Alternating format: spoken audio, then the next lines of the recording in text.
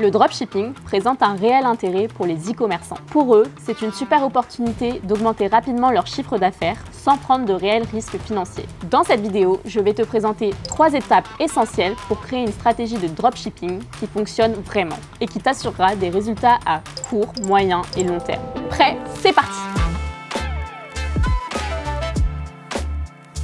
Première étape, sélectionner des marchés et des produits pertinents pour ton business. Pour réussir en dropshipping, le choix du marché et des produits est déterminant. Voici quelques critères pour t'aider à faire des choix judicieux. Identifie les besoins non couverts. Cherche des segments de marché où les clients ont du mal à trouver ce qu'ils cherchent. Tu pourras ainsi proposer des produits qui viennent répondre à des besoins non satisfaits et te démarquer de la concurrence. Complète ton offre actuelle. Si tu vends déjà des produits en ligne, choisis des produits qui se marient bien avec ce que tu proposes. Par exemple, si tu vends du mobilier, ajoute des accessoires comme des coussins ou des lampes qui pourraient enrichir l'expérience d'achat de tes clients. Vise les produits à forte rotation. En bonne intelligence avec ton fournisseur, travaille les produits qui se vendent le mieux, c'est-à-dire les 20% de tes produits qui te rapportent 80% du chiffre d'affaires. Les marchés de niche, moins saturés, te permettent de te spécialiser et de te démarquer. Ce type de marché peut attirer une clientèle fidèle qui est prête à payer plus pour des produits qui répondent à des besoins spécifiques. Que ce soit un marché de niche, des produits de consommation courante, des produits en adéquation directe avec ce que tu vends déjà ou pas, l'objectif reste le même.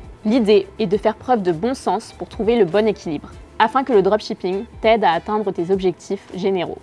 Deuxième étape, sélectionner des fournisseurs fiables. Tu as maintenant identifié les bons produits et les bons marchés. Maintenant, il te faut les fournisseurs. Alors, comment choisir les bons fournisseurs pour éviter les mauvaises surprises? Voici quelques critères à ne pas négliger. Vérifie la réputation et la situation. Et oui, avant de choisir un fournisseur, renseigne-toi sur lui. B2B, B2C, site en direct, marketplace.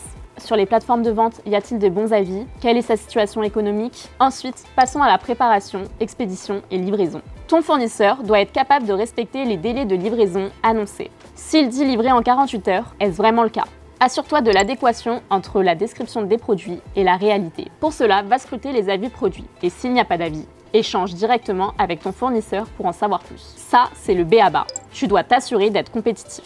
C'est-à-dire vérifier que tu vas proposer des prix de vente cohérents par rapport au prix du marché, tout en assurant de la rentabilité. En résumé, est-ce que ton prix d'achat va te permettre de vendre? En cas de besoin, tu dois pouvoir échanger facilement avec ton fournisseur. Pense à fixer des règles claires entre toi et ton fournisseur concernant le SAV. Qui gère les retours physiques des produits? Qui assume les responsabilités du colis perdu ou abîmé? Qui assume les rétractations? Anticipe ces questions quand tu vas rencontrer un fournisseur.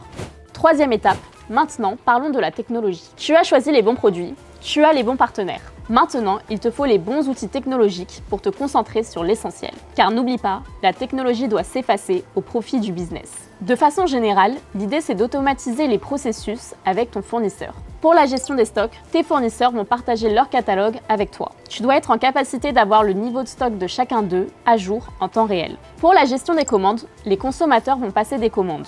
Quel que soit le canal d'origine de ta commande, marketplace, ton site, vente privée, celle-ci doit être transmise instantanément au bon fournisseur, afin qu'il puisse la traiter sans attendre. Pour le suivi des livraisons, maintenant que la commande est chez le fournisseur, il faut que ton client soit informé en temps réel de son évolution, sans qu'il n'ait à te demander et à saturer ton service client. Donc, est-elle en préparation? Est-elle prête à être expédiée? Ou est-elle en attente en point relais?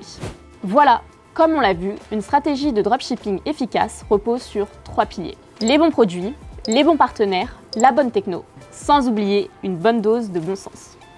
Mais ce n'est que le début. Pour aller encore plus loin et approfondir chaque aspect de ta stratégie, je t'invite à télécharger et lire notre livre blanc. Tu y trouveras tous les détails pour gérer ton activité de dropshipping. Alors n'attends plus, clique sur le lien en description pour obtenir ton guide complet et passer à l'action. Tout le monde parle enfin efficacité, simplicité, satisfaction. Shipping, beau, un langage unique, des opportunités partout.